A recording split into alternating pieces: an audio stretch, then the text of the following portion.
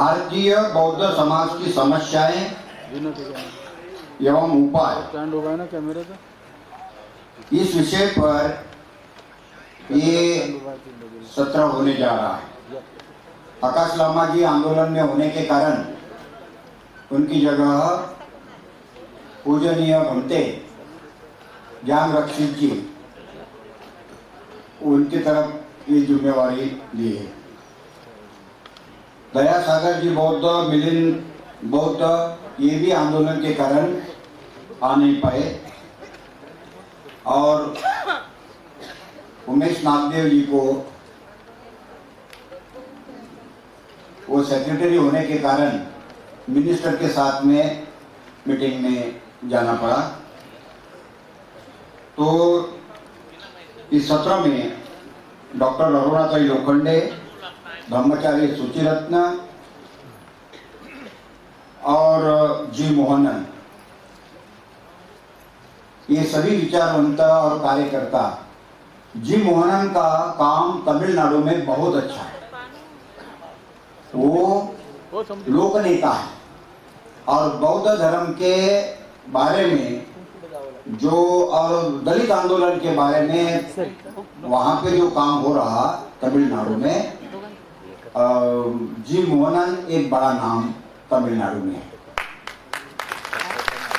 और इसीलिए बौद्ध समाज की समस्याएं क्या क्या है और उसके ऊपर में उपाय क्या है, इसके बारे में इस सत्र में हमको विचार करना है। बौद्ध समाज अगर प्रतिष्ठित नहीं होता तो मूवमेंट प्रतिष्ठित नहीं होगी। बौद्ध होना यानी महार होना, ये डर जब तक के लोगों के मन में रहेगा तब तक के लोग एक जात छोड़ के लोग बौद्ध धर्म में प्रस्थापित बुद्ध की फिलॉसफी मान्य है, लेकिन अपने साथ में रहना उनकी प्रतिष्ठा जाती है। जब भी बंदी जी ने बताया ये एक समस्या है, क्योंकि हमारा आचरण उस हिसाब से बिल्कुल विपरीत है। नशेड़ी लोगों की संख्या ज्यादा है और अंधश्रद्धा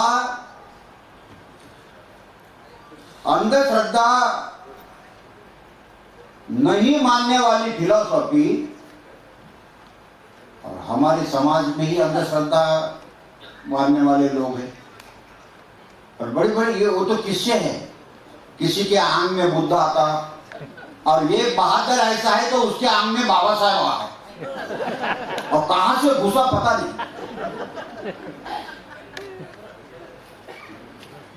तो ये जो अंधविश्वास है ये भी हमारी समाज की समस्या है। विज्ञान और धम्म एक दूसरे से ये एक दूसरे से उसके ये जुड़े हुए हैं, ख्याल में रखना। विज्ञान ने सिद्ध की हुई बातें धम्म नकार नहीं सकता, उसको स्वीकार करना ही चाहिए। कृष्णों ने नहीं माना, बुद्ध ऐसा संप्रदाय ये धर्म नहीं है, ख्याल में रखना। स्त्रियों की प्रतिष्ठा, महिलाओं की प्रतिष्ठा, हिंदू धर्म से आए हो और हिंदू धर्म में महिलाओं की प्रतिष्ठा कैसी थी? बैलाला माराव ताशी आणि बायकोला झोडपाव दुसऱ्या दिवशी, अशी म्हण होती। पैर की जूती है, महिला पैर की जूती है। बौद्ध समाज में महिलाओं की बहुत प्रतिष्ठा है और जो जो महिला बौद्ध बनी वो मयत को भी कंधा देती है, और हमारे महिलाओं की उपस्थिति स्मशान घाट में भी रहती है। उसके आंग में भूत नहीं जाता, भूत प्रेत का डर खत्म हो गया। तो हिंदू धर्म से बाहर निकलते समय आपने पोशाक को चेंज कर दिया। शंकर राव का सिलवंत रख दिया, लेकिन विचार नहीं गए पुराने। विचार अगर वैसे के वैसे रहे तो नाम बदलने से कोई लाभ नहीं है। शराब हुई है, बोतल का सिर्फ लेवल बदल गया। अगर ऐसा होगा तो समस्या बढ़ जाएगी। ये भी हमारी समस्या है। हमारे समाज का, बौद्ध धर्म का आदमी अपने औरत का बराबरी से उसका सम्मान करता है। जो बौद्ध व्यक्ति अपने औरत को मारता है वो बौद्ध नहीं है। ख्याल में रखना। ये काम उसने करना, वो काम उसने करना, ये उसने करना, ये उसका काम है, वो उसका काम है, ऐसी कोई बात नहीं है। स्त्रियां, महिला जो काम करती है वो सब काम पुरुषों को आना चाहिए। और हमारे महिलाओं ने भी बोलना चाहिए, आजचा पुढ्या तू टाकून घे, आज मला वेळ नाही, थोडेसे भांडी घासून घे, हे आलं पाहिजे।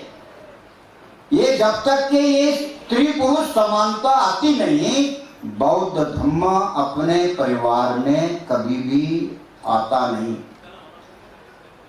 कोई लड़की, कोई कार्यकर्ता, कोई महिला कार्यकर्ता के साथ रहता है तो बाकी बोलते देखो लफड़ा है। ये नहीं होना चाहिए, ये नहीं होना चाहिए। अगर ऐसा होता तो तुम्हारे समाज में कोई स्त्री, महिला कार्यकर्ता के तौर पर आगे नहीं जाएगी। तुम 1000 लोगों के साथ में घूमते हो, वो अगर 4 लोगों मित्रों के साथ में रहती है तो गलत नहीं समझना, लोगों ने भी गलत नहीं समझना, तुमने भी खुद ने गलत नहीं समझना, क्योंकि ये बौद्ध धर्म में ये संस्कार नहीं है। बहुत सारे प्रॉब्लम हैं।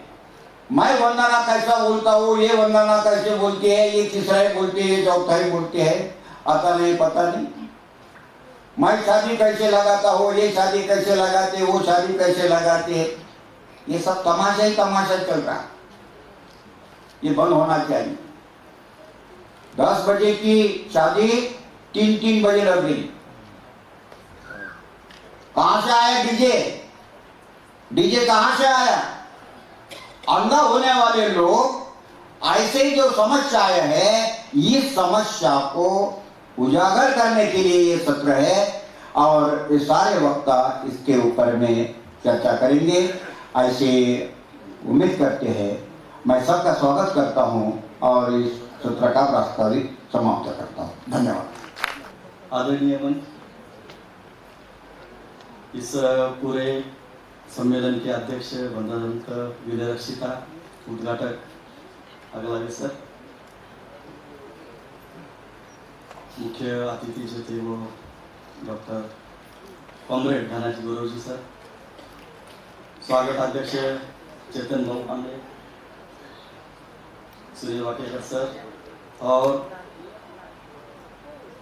ये जो बौद्ध विहारों का राष्ट्रीय सम्मेलन है, इसके जो संयोजक है प्रमुख अशोक सरस्वती बौद्ध जी और डॉक्टर आनंद भालेराव जी, मंच पर उपस्थित भदंत ज्ञान रक्षित थे महादेव,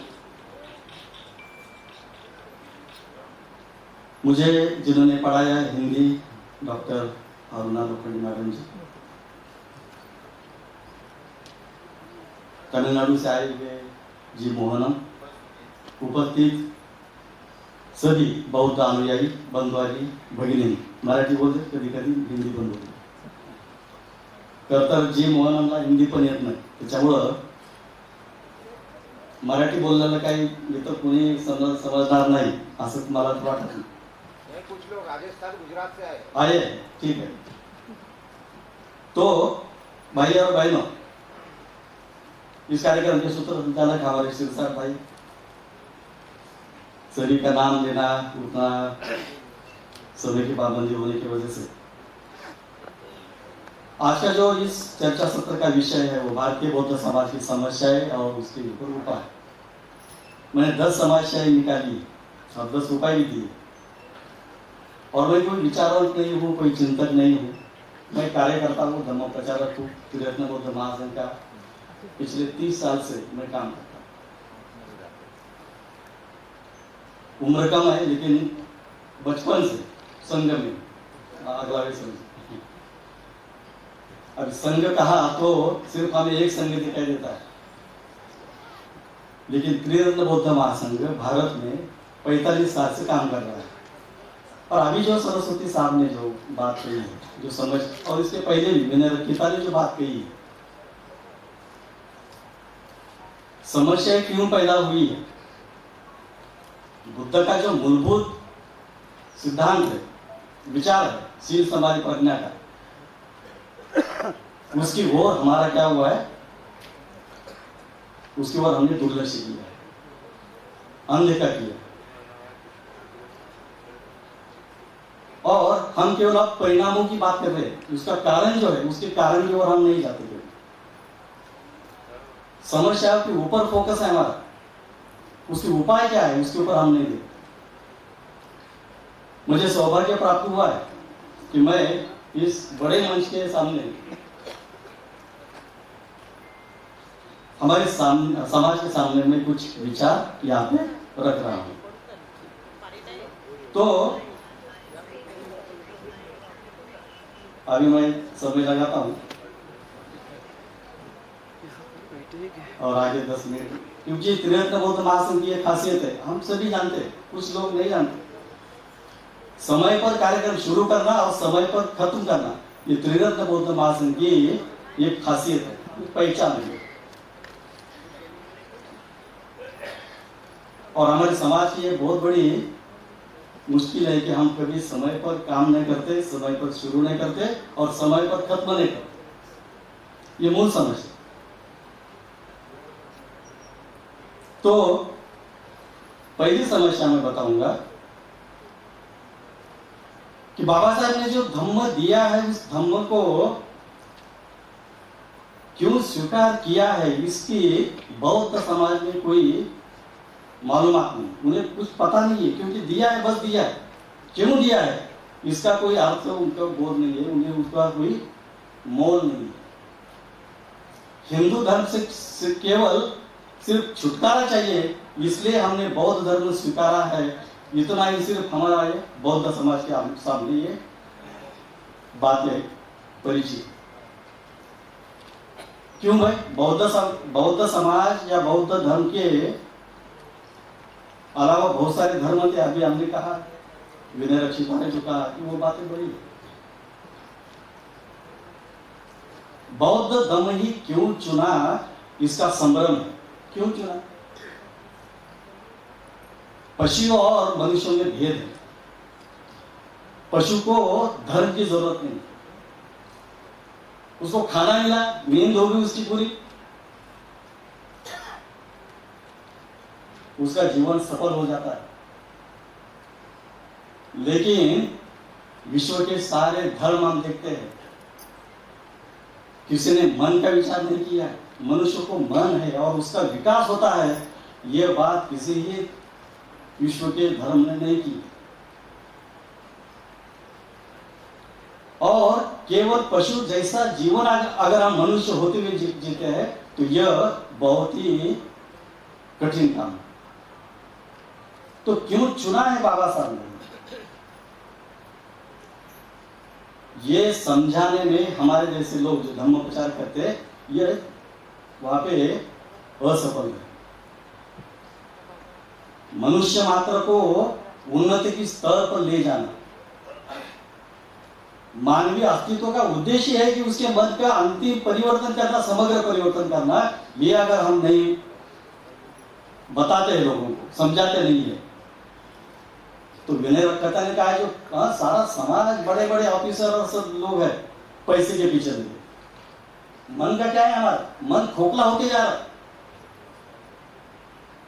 हमारे पास सब कुछ है लेकिन मन की दरिद्रता वैसी की वैसी है। मन को संभाल करने का, उसको प्रबल करने का साधन धम्म है।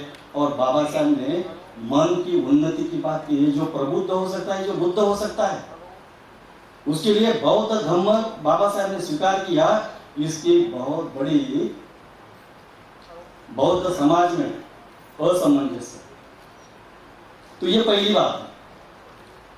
और बौद्ध धर्म सदाचार है, नीतिमत्ता है, स्वतंत्र समता, बंधुत्व का पुरस्कार, ये सभी बातें उसमें आती है। लेकिन सबसे मूलभूत जो बात है वह है मन का परिवर्तन करना। मन का परिवर्तन किसी भी विश्व के धर्म ने नहीं कही बात है। उन्होंने आत्मा कहा है, परमात्मा कहा है, ईश्वर कहा है, सभी बातों को अवकाश में छोड़ा है। ऊपर ईश्वर है, ऊपर आत्मा है, परमात्मा है। लेकिन शरीर में, ये शरीर जो नाम और रूप से बना है, यानी शरीर और मन से जो बना है ये अस्तित्व, इसका पूर्ण रूप से परिवर्तन करना, मन को प्रबुद्ध करना, बुद्धत्व की अवस्था प्राप्त करना, ये बौद्ध समाज इन उद्देश्य से विचार उसकी होगी। तो ये पहला कारण ये समस्या है कि हम बाबा साहब ने बौद्ध धर्म का स्वीकार क्यों किया, इसमें संदेह है, पता नहीं है कुछ। सिर्फ प्रतिक्रिया हिंदू धर्म को छोड़ने का है और इसकी प्रतिक्रिया में बौद्ध धर्म स्वीकार किया। इतनी छोटी सी बात हमारे मन में बैठी, इतना नहीं है। दूसरा समस्या, बाबा साहब के धर्मांतरण के आंदोलन को अनुयायी समझने में असफल है। क्यों धर्मांतर किया? 1935 में घोषणा की और चलते चलते 21 साल के बाद बाबा साहब ने धर्म स्वीकार किया। क्यों किया? 21 साल क्यों दिए? निजाम खड़ा है, उधर सारे पोप खड़े हैं, सारे मौलवी खड़े, पूरे पंजाब के सिख खड़े, शंकराचार्य खड़े कि तुम मत जाओ, हम कुछ तो भी सुधार करेंगे मुंडे जैसे। इतना बड़ा आंदोलन चलाया, क्यों चलाया? किस लिए चलाया? पैसों के लिए चलाया? बाबा साहब ने धर्मांतरण के दिन जो भाषण दिया उसमें स्पष्ट कहा है कि मेरे धर्मांतरण के पीछे दो उद्देश्य है। दो, पहला आर्थिक उन्नति और दूसरा है मानसिक उन्नति। संविधान की वजह से हमारी आर्थिक उन्नति हो चुकी है। संविधान ने आरक्षण दिया, नौकरी दी, एजुकेशन में सब कुछ हमारा भौतिक जो है वो सब कुछ मिला है, लेकिन मानसिक जो उन्नति है उसका क्या? हम आज भी हमारे जो नजदीक का जो सीजारी देता है, कभी कभी मराठी शब्द आ जाएंगे, उससे बात नहीं करते, उससे झगड़ा करते। दो विहारों में झगड़ा चलता है। अभी जो बात कही सरस्वती बौद्ध जी, यहाँ का उपासक वहां नहीं जाता दूसरे विहार में, क्यों है? क्या अड़चन है?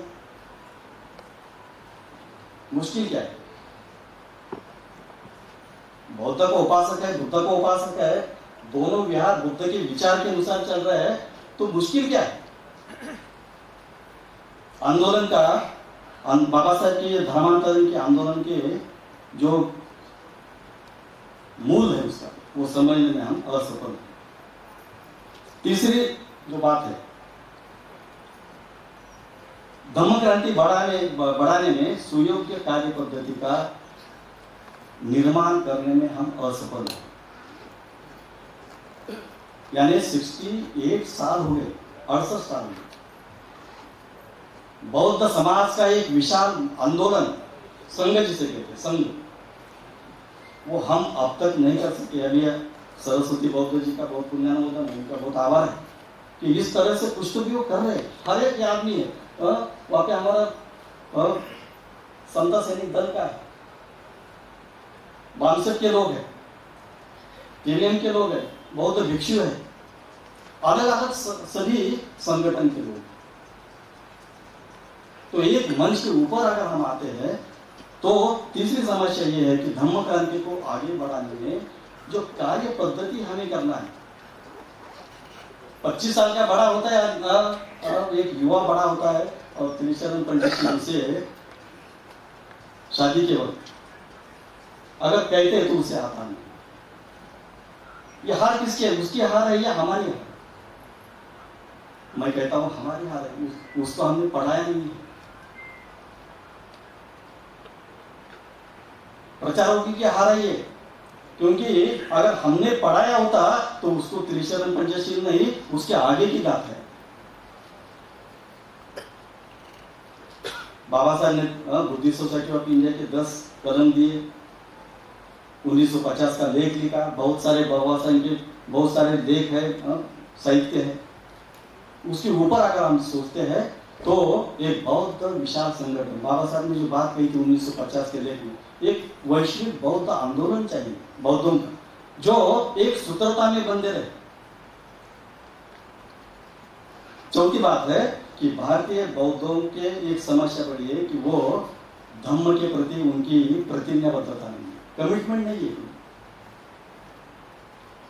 जिस प्रकार से शादी में हम उपासक उपासिका आते हैं, धारक धारी का, एक दूसरे को कमिट करते हैं कि आज हम तुम्हारे समाज के सामने और बुद्ध और बाबा साहब की प्रतिमा के सामने हम कमिट कर रहे हैं कि तू मेरी पत्नी है और मैं तेरा पति हूं। वैसा हमने कमिट किया है, किसी के सामने जाकर हमने कमिट किया है।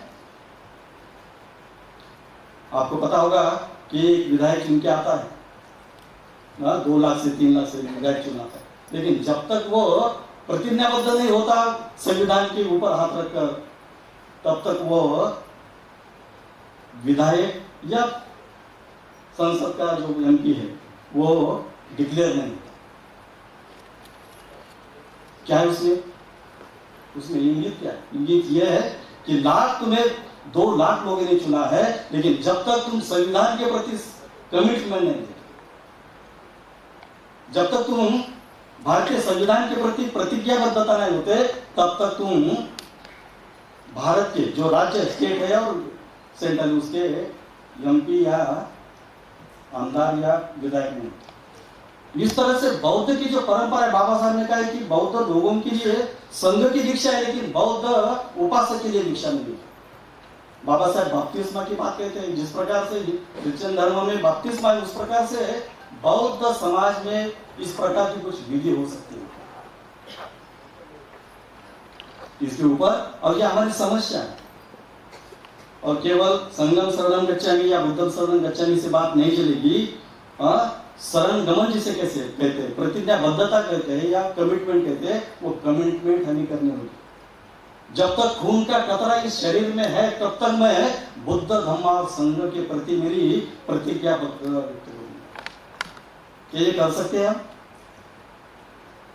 कश्मीर में हमला हुआ, अल्लाहू अकबर, सभी लोगों ने टिकलियां निकाल के फेंक दिए। कमिटमेंट क्या है यार? मरने के सामने अगर कोई वो हम उधर वो देखना पड़ेगा कि हमारी कमिटमेंट इस तरह से होती है। 5वां मुद्दा है, समस्या है बौद्ध धर्म के ध्येय और उद्देश्यों के आकलन का अभाव। क्या है बुद्ध धर्म का उद्देश्य? क्या है? मन का जो मल है उसको निकालना। बौद्ध धर्म का उद्देश्य क्या है? मन 2 उद्देश्य बताए बाबा साहब ने, सब धर्म के 2 उद्देश्य। पहला है मनुष्य के मन का मैल दूर करे, ये पहला उद्देश्य। हम करते हैं क्या? ये हमारी समस्या है। जब मैं आपसे बात कर रहा हूं तो ये समस्या मेरी भी है। मैं केवल आपसे बात नहीं कर रहा हूं, उसमें मैं भी सम्मिलित हूं।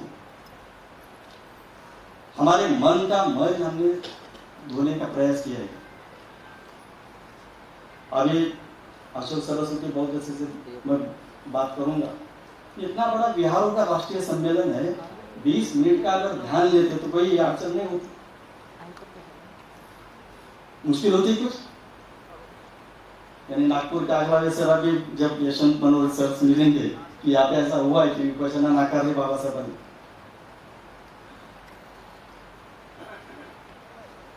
तो 20 मिनट का ध्यान लेने में कोई मुश्किल होती क्या? कोई मुश्किल नहीं.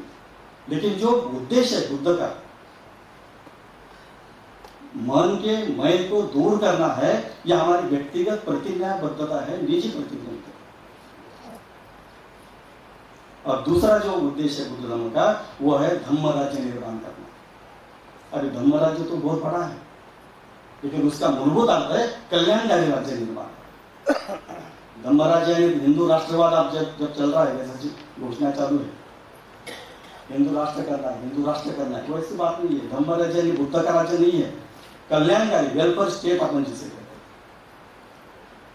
और जहां बुद्ध के तत्व है वहां क्या है? कल्याणकारी राज्य. तो ये जो उद्देश्य है बौद्ध धर्म के ध्येय और उद्देश्यों को हम उतनी सहजता से उसके ओर नहीं देखते. और बुद्ध धर्म का जो निब्बाण कहते हैं, बाबा साहब ने बहुत ही कहा कि निब्बाण प्राप्त करना ये धर्म का उद्देश्य है. बाबा साहब ने 6 वहां पे कदम दिए. धर्म क्या है? निब्बाण प्राप्त करना. तो उसका क्या करना है? तो मुझे लगता है कि इसके ऊपर हमने व्यावहारिक तौर पर हमारी प्रश्न, हमारी आसक्ति है, लोभ है क्या, लालच है क्या, इसके ऊपर हम देखना. छठी समस्या है बौद्ध समाज में एकरूपता और एकात्मता का अभाव है. अभी बहुत सारी चर्चा हुई है. एक बिहार का सुर अलग है, दूसरे बिहार का सुर अलग है. एक भजंत अलग सुर से बोलता है गाता पटल, और दूसरे बिहार से अलग सुर आता है. अगर काषाय वस्त्र एक है, बुद्ध एक है, धम्म एक है, संघ एक है, गाता एक है, शब्द एक है, सुर क्यों बिगड़ा है? अभी बदन बैठे, उन्हें पता है कि हम साथ में रहते, वो श्रावस्ती बुद्ध विहार में रहता हूं, मैं बाजू में रहता हूं. हमारे इलाके में 10 विहार होंगे, 10 विहारों में अलग अलग सुर आते हैं. हमारा बेसुर क्यों बड़ा है? एकात्मता का अभाव है. मुझे अभिमान है कि त्रिरत्न बौद्ध महासंघ के केरल में जो कुछ विधि चल रही है, वही विधि राजस्थान में चलती है, वही सूत्रबद्धता है. उड़ीसा में जो गाता पटल होता है, वही पंजाब में होता है. ये बहुत हमें इसके ऊपर विचार करना चाहिए. यानी संविधान एक भारत का संविधान है, लेकिन केरल का अगर कोई ग्राम पंचायत कार्यालय है तो वो किसके अनुसार चलता है? भारत के संविधान के अनुसार चलता है. हमारे बौद्ध संगठन में क्या मुश्किल है? हर जगह तुम एक सुर में, एक ताल में, और एक मिले सुर तेरा कहते ना, मिले सुर मेरा तुम्हारा तो सुर बना.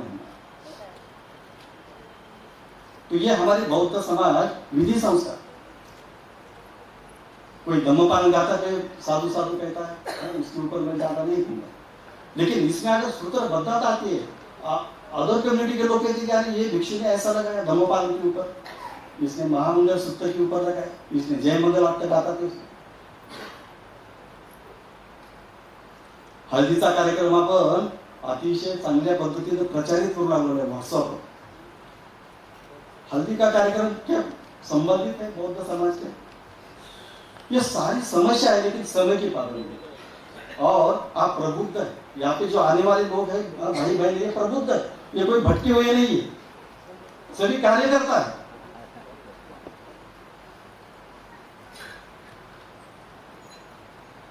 सातवां मुद्दा है 100% 100% हमें बौद्ध बनना चाहिए. 100% हमें बौद्ध बनना चाहिए. मैं 3 शीलों का पालन करता हूं, ऐसा कैसे हो चलेगा? पंचशीला अगर दिए है तो 3 शीलों का पालन कैसे करें? 100% हमें बौद्ध बनना चाहिए. मैं 22 प्रतिज्ञा का पालन करता हूं, लेकिन कुछ प्रतिज्ञा नहीं आती. मैं 50% बौद्ध हूं और 50% वो नहीं बोलते. ऐसा कह सकते हैं कि हम ऐसा हम बौद्ध होने के नाते नहीं कह सकते. अगर बौद्ध है तो 100% हमें बौद्ध बनना पड़ेगा. 50% बौद्ध 50% हिंदू और 25% और 25% पीर में जाते हैं लोग। हमारे तंदूरी करते क्या नहीं? तो हमें ये मुश्किल है समझ। हमें 100% भले ही हमें कुछ खाने को न मिले, लेकिन 100% अभी जो बात कही है वो ये है कि बौद्ध होने के लिए हमें शिलोंग का पालन करना। हमारे अभी वो विषय नहीं है हमारा राजनीति का। कांशीराम साहब ने उनकी राजनीति सफल क्यों रही? चारित्र्य, निस्पृह व्यक्तिमत्व, निस्वार्थता, त्यागमय जीवन, यह बुद्धिस्ट कल्चर है। बौद्ध संस्कृति क्या सिखाते हैं? त्याग सिखाती है, निस्वार्थता सिखाती है। राजनीति वहां से शुरू होती है। राजनीति वाले तुम्हारे ऊपर देखते हैं कि तुम कैसा है, तुम कैसे लोग हैं। तो हमें ये जो 100% बौद्ध बनने की बात है, उसकी ओर हमें ख्याल करना पड़ेगा। और 5 में से 2 या 3 करता हूं, 5वां जमता नहीं है या 4था जमता नहीं, ऐसे हम उसके ऊपर नहीं कह सकते। 8वां जो समस्या, 8वीं समस्या, वह धम्म प्रशिक्षण का अभाव है। दैनंदिन जीवन में हम धम्म का सराव करते हैं क्या? हम सभी कार्य करता है अपने अपने संगठन में, लेकिन दैनंदिन जीवन में बुद्ध धम्म का आचरण का व्यवहार हम करते हैं क्या? सुबह सुबह उठकर वो एप्पल वाला जो जॉन हॉब्स था, वो कहता है कि मैं सुबह सुबह उठकर पहले बुद्ध का ध्यान करता हूँ, तिबेटन बुद्धिज्म में। उसको क्या जरूरत है? उसको तो वो विश्व का पहला अमीर आदमी था, उसको ध्यान की क्या जरूरत है? तो दिनचर्या हमारी किस प्रकार से हम सुबह सुबह उठकर ध्यान साधना करते हैं, पंचशीलों का पालन करते हैं। और पंचशील की बात आती है तो वो केवल कहने की बात नहीं, वो करने की बात। ठीक है, हम 100% नहीं करेंगे, लेकिन 50 के ऊपर जा सकते हैं, 70% जा सकते हैं, 80 जा सकते हैं। तो मुझे लगता है कि ये हमें करना चाहिए। धम्म प्रशिक्षण का अभाव जो 8वीं बात है, ये बात हमारे सांस्कृतिक कार्यक्रम में अनुशासन, अभी का बात कही है, डीजे की बात कही, यानी 12 बजे शादी रहती है, लगती का भाई 4 बजे लगती है। म्हणजे इतका बेशिस्तपणा, माझ्या भावना तुम्ही कहू शकता, तुमच्या पण त्याच भावना असतात। हम सभी की भावना एक है। 12 बजे की शादी है, 4 बजे लगती है। बौद्ध समाज का हम उदाहरण क्या दे रहे हैं? यह अनुशासनहीनता की ओर हमें ख्याल रखना चाहिए। पैसा बहुत सारा आया है, 80 हजार का हम डीजे लगाते हैं, बड़े जाओ पाना जिसे कहते हैं मराठी में, बहुत बड़े जाओ। ठीक, तो ये और 9वीं समस्या है या उपाय है, 9वीं समस्या है, और ये मैं बहुत ही गंभीरता से कहता कि कोई उपासक या गृहस्थी आदमी है, उपासक है, वो बुद्ध धर्म का गंभीर आचरण नहीं कर सकता। ऐसी बहुत गलत फहमी समाज में फैली है। क्यों मैं ध्यान नहीं कर सकता? सामाजिक आचरण नहीं कर सकता, मैं विपश्यना नहीं कर सकता, अंतर्दृष्टि मुझे प्राप्त नहीं होने वाली। तो ये जो भेद है उपासक और भिक्षु में, ये जो भेद है, ये भेद की खाई बहुत बड़ी है। बौद्ध समाज में ये बहुत बड़ी गलत फहमी फैली है कि श्रेष्ठतम आचरण जो है, गंभीर आचरण, वो भिक्षु ने करना चाहिए और उपासक ने क्या करना चाहिए? उपासक ने केवल दान देना चाहिए। दान दिया कि उसने पुण्य कर्म किया, उसका काम हो गया। क्यों? उससे बाबा साहब बुद्ध ने कहा वैसा है कि तुम दान दो, तुम निपात प्राप्त करोगे। धम्म सभी के लिए। बाबा साहब ने संघ की व्याख्या बहुत अच्छी की है। जो बुद्ध के धम्म का आचरण करता है, जो समूह आचरण करता है, वह समूह संघ है, आचरणशील समाज संघ है।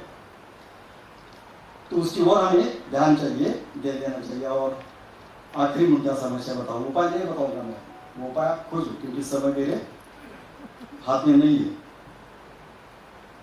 10वीं समस्या है कि बस्ती बस्ती में निर्माण हुए विहारों में एक सूत्रता किस प्रकार से हम निर्माण कर सकते हैं, इसके ऊपर हम ध्यान करें। उपाय तो यही है, शील समाधि प्रज्ञा का आचरण अगर हम करते हैं, बहुत सारे 10 उपाय मैंने लिखे, तो मैंने लिखित भाषण दिया है, लेकिन समय की पाबंदी है।